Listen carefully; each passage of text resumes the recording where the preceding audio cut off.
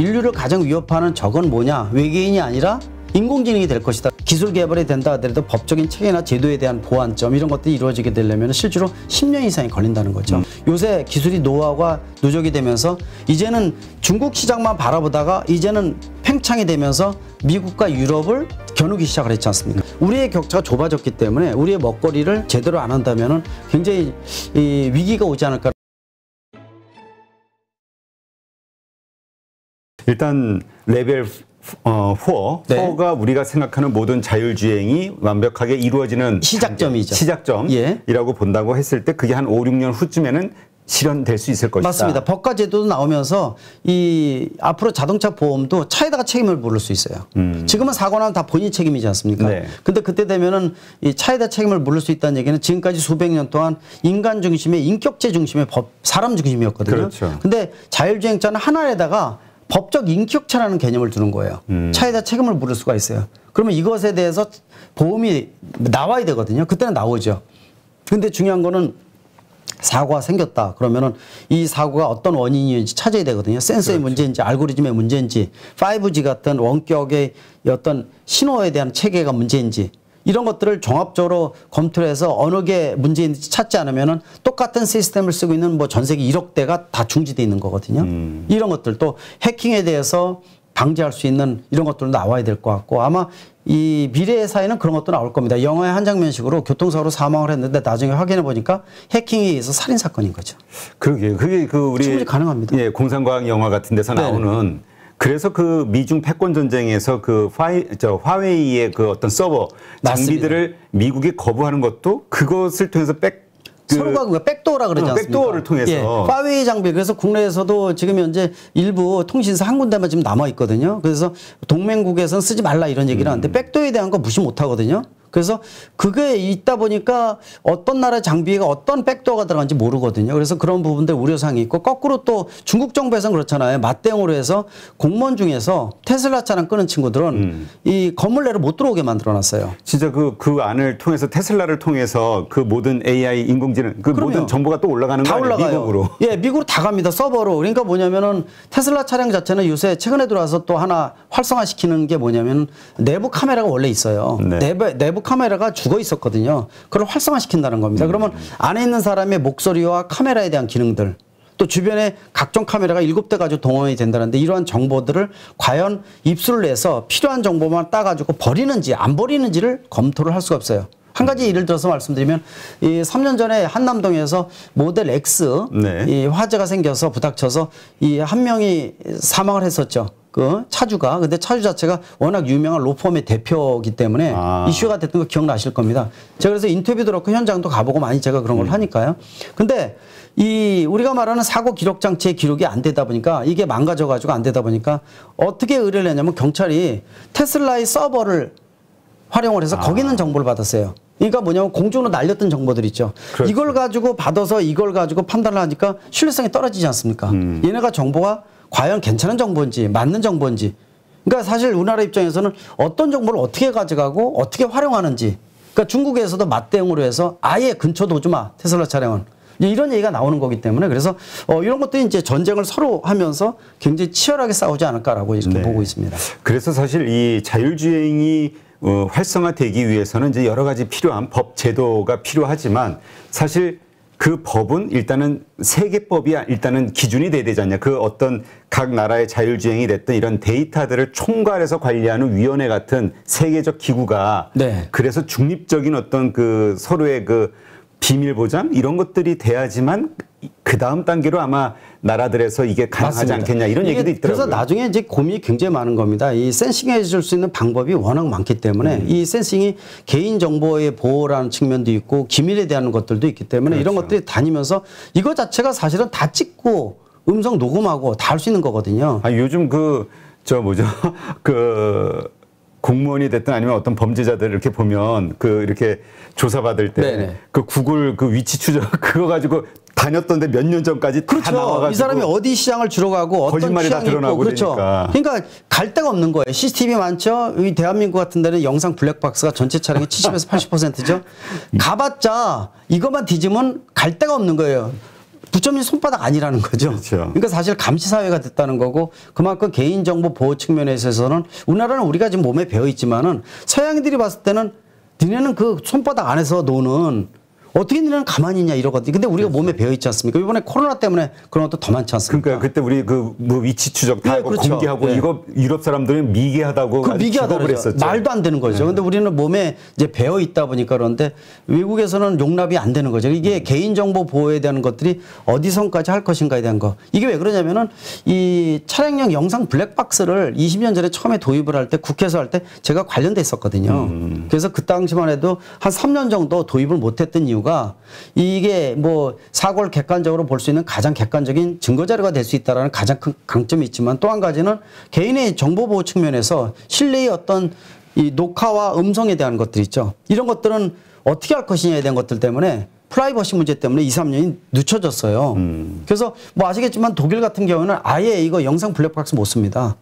아, 예, 못 써요. 아예. 그래서 그러니까 증거 자료로? 증거 자료로 안 되고 설치해도 안 돼요. 그러니까 증거 자료로 쓸 수 없다는 얘기는 사실 사람들이 그거를 뭐 활용할 이유가 없다는 얘기나 마찬가지잖아요. 그렇죠. 필요가 없는 거죠. 네. 그래서 제가 왜 이런 말씀 드리냐면은 한 2년 전에 독일 검찰청이 있죠. 그쪽 관련해서 저한테 이런 요청이 왔었어요. 왜냐하면 대한민국이 전 세계에서 이 교통 이 객관적으로 할 수 있는 장비로서 영상 블랙박스를 거의 80%까지 탑재돼서 긍정적인 부분이 확대가 됐는데 그거를 독일 검찰청에서도 관심이 굉장히 크다는 겁니다.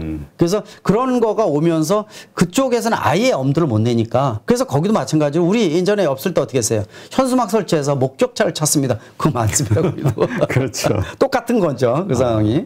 예. 그러니까 이런 어떤 그러니까 자율주행이 우리 실생활에 완전히 도입되기까지는 이런 법적인 규제 그리고 아까 말씀하셨던 그 사고 보상의 문제. 네. 근데 이 자율주행의 핵심이라고 할 수 있는 거는 결국 인공지능이잖아요. 그렇죠. 그러니까 자율주행하면서 벌어지는 정말 수백, 수천, 수만 가지의 돌발 상황들에 대해서 어떻게 가장 최적의 솔루션을 스스로 판단해서 내놓느냐. 맞습니다. 근데 인공지능이? 이제 문제가 인공지능이 당연히 앞으로 들어가는데 인공지능이라는 것 자체가 계속 배우면 딥러닝 룰이라 해서 점점 똑똑해지는 거거든요. 문제는 이게 인간을 이롭게 하기 위해서 만들었지만은 세계적인 석학들이 계속 경고하는 것 중에 하나가 외계인이 인류를 가장 위협하는 적은 뭐냐? 외계인이 아니라 인공지능이 될 것이다라는 얘기가 많거든요. 우리 터미네이터에서도 결국 인공지능 컴퓨터에 의해서 지구가 멸망하는 맞습니다. 거잖아요. 결국 인공지능이 자기 살기 위해서 로봇 만들고 인류를 멸망시키는 거 아닙니까? 그게 몇십 년 전에 나왔다는 거 자체가 대단한 거 아닙니까? 근데 그걸로 가고 있다는 거예요. 그래서 영화에서도 뭐 인공지능이 포함한 자동차 자체가 나와서 주인공을 해치기 위해서 수백 대가 뉴욕 시내 돌아다니 이런 영화도 있었거든요. 그래서 네. 그런 것들이 앞으로 빨리 다가오고 있다는 거. 그래서 차 자체가 바퀴 붙여 있는 흉기가 될 수도 있다는 거예요. 네. 그래서 그러니까 진짜 그 결정의 문제. 그러니까 이게 아마 법하고도 관련되고 보험사 모든가 다 연결되겠지만 그 진짜 어떤 돌발 사고가 나왔을 때 오른쪽으로 핸들을 꺾어서 오른쪽에 있는 사람이 다칠 것이냐 혹은 앞에 그냥 들이받을 것이냐 좌측으로 할 것이냐 이러한 경우에 따라서 피해라든가 여러 가지가 달라지잖아요. 달라지죠. 완전히. 예. 그러니까 이것을 이제 인공지능이 결정을 내리는 건데 예. 얘가 약간 삐끗해서 인간이 아니라 자체적으로 옛날에 그런 사건들도 몇 건 있었어요.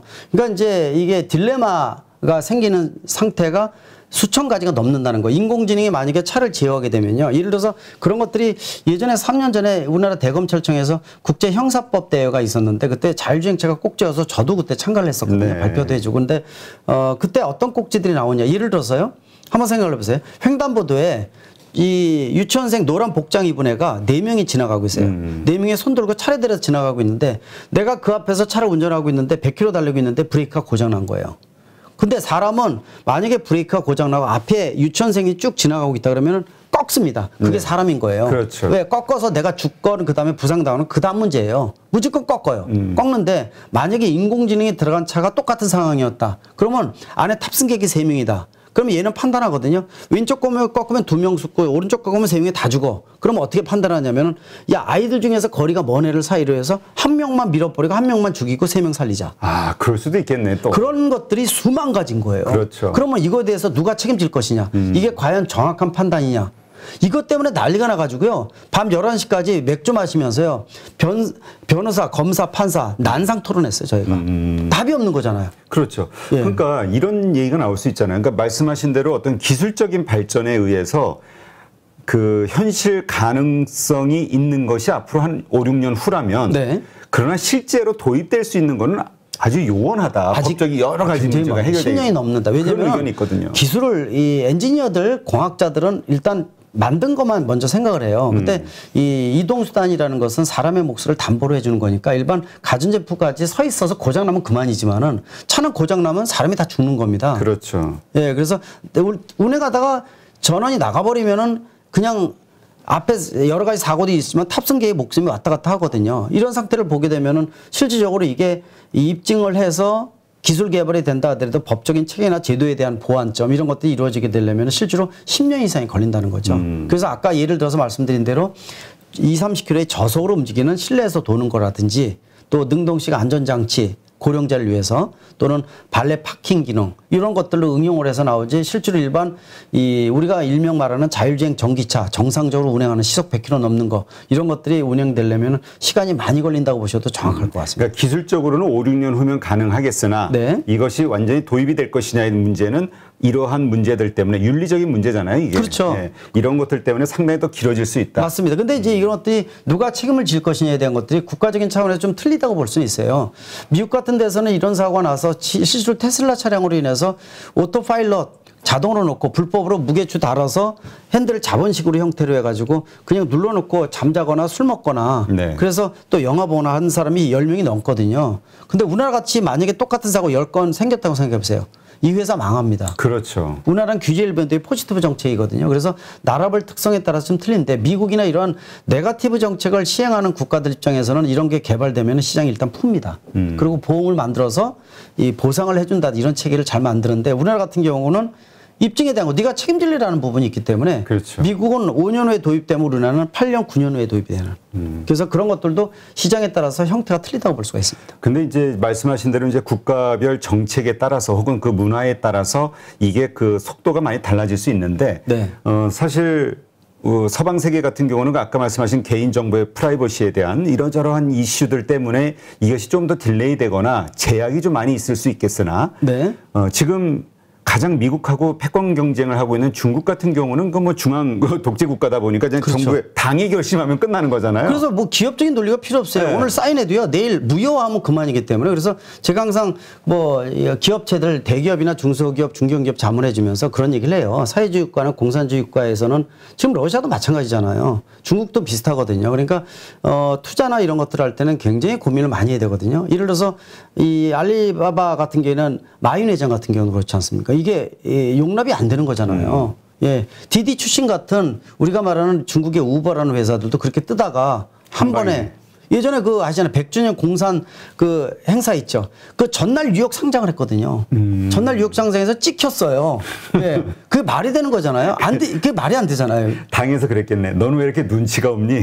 그렇죠. 그러니까 이제 그런 거에 한 방에 갈 수가 있는 부분들은 그래서 굉장히 어려운 부분이 많아서 방향성을 잘 봐야 돼요. 네. 근데 그 투자의 관점에서 보면 그 대신 또 거기에서 어떤 기회가 있을 수도 있다라고 보시는 분들도 있어요. 뭐냐 하면 중국이 그러니까 미국과의 여러 가지 기술 패권 전쟁에서 앞서 나가기 위해서는 이러한 것들 뭐 디지털 통화가 됐든 그다음에 이러한 뭐 인공지능이나 자율주행 같은 것과 관련해서 먼저 공격적으로 앞서 나가기 위한 시도들 그러니까 실용화를 시켜버리면 거기에서 파생되는 여러 가지 산업들이라든가 이런 게 결국 우리에게는 또 비즈니스 기회가 있지 않겠냐. 굉장히 많죠. 그거는 우리가 잘 봐야 되는 거예요. 결국은 우리가 강대국의 논리보다 사이에 끼어있는 부분이 많다 그러지 않습니까? 중국이 사회주의 공산주의 개념으로 진행을 하면서 보면은 단점이지만은 또 일사불란하게 하라는 대로 하기 때문에 그 속도 자체가 워낙 빠르다는 겁니다. 그렇죠. 목적을 위해서 일사불란하게 움직이기 때문에 그 결과는 실제로 도출되는 게 많다는 거예요. 예를 들어서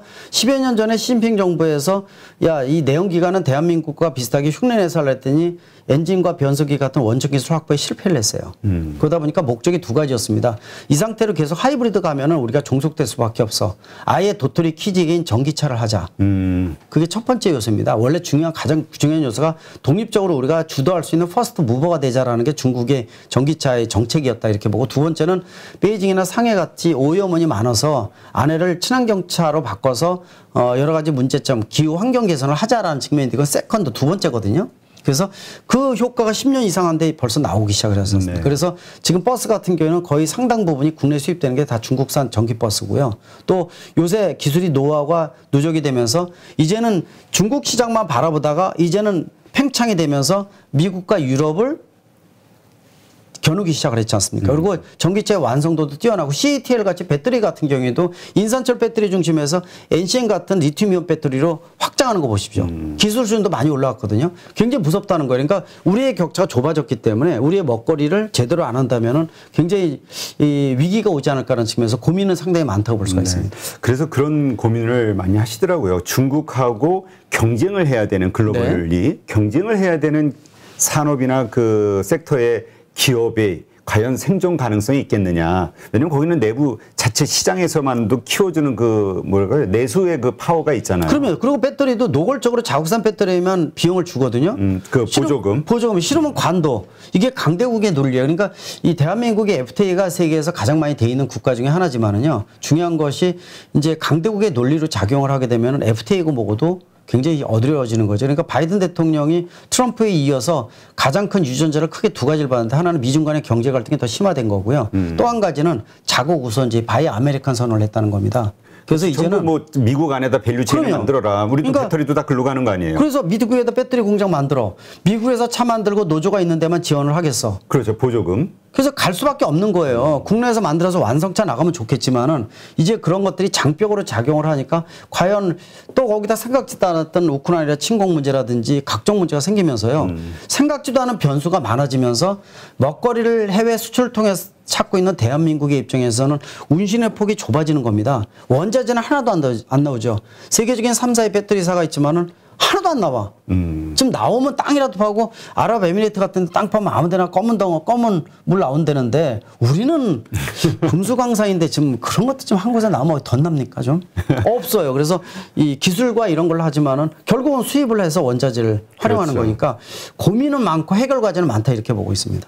그러니까 이게 결국은 미국과 중국으로 대변되는 그 글로벌 패권. 네. 이 패권 전쟁 가운데 끼어 있는 우리가 가지고 있는 어떤 이 자율주행과 관련해서 그 가지고 있는 기술력 혹은 그러한 기술을 가지고 있는 기업들의 성장 이런 것들이 과연 설득력이 있냐 이걸 좀 회의적으로 보시는 분들이 있더라고요. 왜냐하면 이렇게 그 자국 산업을 보호하면서 우리 자체 내부 시장만 보면서 갔을 경우에 우리 토종 시장이 사실 네. 이렇게 살아남기 어렵잖아요. 내수가 작으니까. 그래서 더더욱 중요한 게 이제 정부의 역할, 지자체의 역할이라고 보고 있는 겁니다. 아까 말씀드린 규제 일변도로 돼 있기 때문에 이 실제로 이 스타트업들이 세계적인 히든 챔피언이 될 수 있는 기회가 이 미국이나 이런 데하고 비교가 안 되는 겁니다. 국내에서 테슬라 차량이 그렇게 이 흑자내기 시작한 지 몇 년 되질 않았지만 그 전에 한 15년 이상을 운행을 하면서 옛날 같으면 1년 만에 망했어요.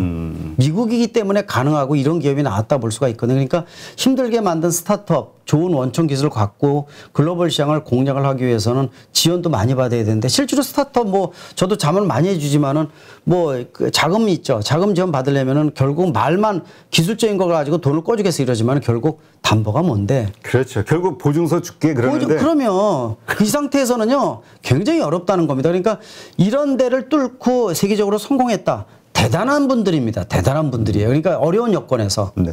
거기다 이제 대기업 같은 데는 이 노사의 관계도 우리나라가 다른 국가 대비해서 운신의 폭이 좁고 그러니까 국내 기업하기 좋은 구조로 만들어줘야 되는 것이 정부의 가장 중요한 역할이다 이렇게 보고 있습니다. 네.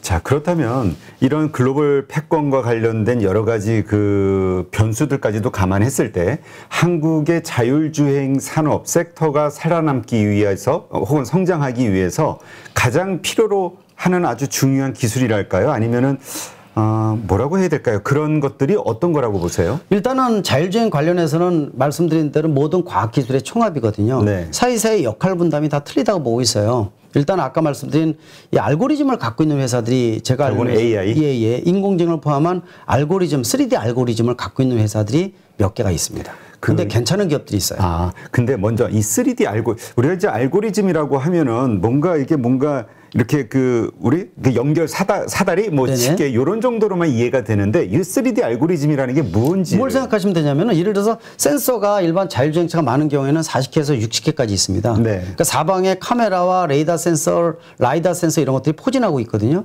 근데 거기서 읽어드리는 각종 정보가 역할이 틀려요. 카메라는 칼라도 확인할 수가 있고 라이다 같은 데는 형체와 모양 이런 것들이 가장 뚜렷하게 나타나거든요. 그러면 그 강점을 갖고 있는 정보와 이쪽 정보를 믹서시켜서 가장 우리가 요구하고 있는 정보로 털어내야 돼요.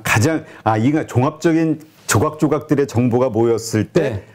딱 무엇이다 그렇죠. 판단하고 거기에 맞는 그렇죠. 거꾸로 또 5G에서 원격으로 오는 데이터들 있죠. 저쪽에 1km 바깥에 사고가 났어. 교통체증이야. 이런 정보의 빅데이터까지 맞아서 이 많은 정보를 실시간으로 털어내고 필요한 정보만 딱 남겨서 알려주는 거죠. 알려주고 액추에이터에다 명령을 내려서 방향, 속도 어디로 가. 우회도로 있죠. 사람보다 더 똑똑해야 되거든요. 네. 이게 바로 3D 알고리즘입니다. 말은 쉽지 않습니까? 그런데 이게 장난이 아닐 것 같은데. 그러면 네. 그러니까 이런 기술을 갖고 있는 국내의 스타트업들 중에서 괜찮은 데들도 있어요. 혹시 뭐 얘기해 주실 수 있는 데가 있나요? 얘기하기가. 그래요? 예. 그러니까 아직 상장된 기업에는 없는 거죠? 예? 스타트업들에 있다는 거지? 스타트업이죠. 상장 기업 중에는 아직 그렇죠. 없는 아니죠. 거죠? 장애죠. 장애인데 이런 데가 사실 진주들이 많이 있어요. 그러니까 제가 이제 주문을 많이 받는 게 이제 그런 것들이죠. 예를 들어서 대기업 자문도 해주고 중소기업, 중견기업들도 있지만은 또 투자하는 분들이 갖고 있는 분들이 저한테 그런 얘기를 많이 해요. 제가 이제 이쪽 교통하고 자동차 쪽을 오래 하다 보니까 그런 자문도 많으니까 봐서 이게 진짜 기술이라는 거를 알려주는 거죠. 그리고 이게 성장 가능성. 뭐 아시겠지만 스타트업이라는 게 잘 되면 50배, 100배 될 수 있는 거거든요. 그렇죠. 엄청나지 않습니까? 우리가 말하는 주식해서 뭐 1,000원 넣는데 100원 남는데 막 헤매고 막 이러는 개념이 아니기 때문에 그만큼 위험도도 높지만은 그런 알짜배기 기술들이 국내에도 많이 있습니다. 그러면 우리가 이제 보통 생각이 되는 게 우리 기존에 그러니까 뭐 그런 3D 알고리즘 이거를 잘 기억하고 있다가 이와 관련된 기업들이 상장했을 때 이제 우리가 이제 투자의 관점으로 잘 신경 써볼 수도 있겠죠. 혹은 장외 시장에서 찾아볼 맞습니다. 수도 있고요.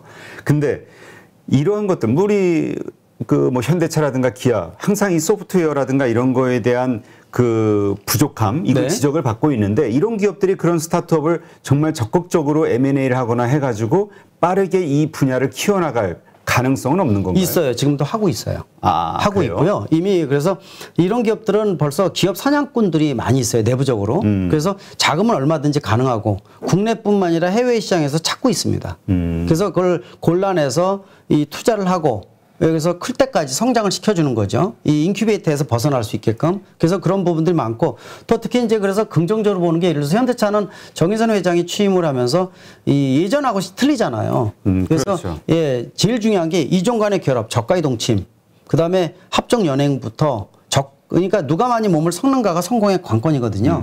이런 것들을 몇 년 사이에 굉장히 잘하고 있어요. 연합군을 많이 만들어야 된다. 많이 만들어야 돼요. 그래서 나의 악원, 나의 강점을 누적시킬 수 있는 융합 모델을 많이 만드는 게 중요한데 물론 이제 현대차 자체의 주가가 최근에 많이 떨어졌잖아요. 올라갈 요소가 되니까 또 이 우크라이나 사태 터지면서 또 떨어지고. 자동차 반도체 이게 가장 핵심이면서. 그래서 큰 기업들을 볼 때는 성장 가능성은 짧게 보지 말고 4, 5년을 길게 보셔야 돼요.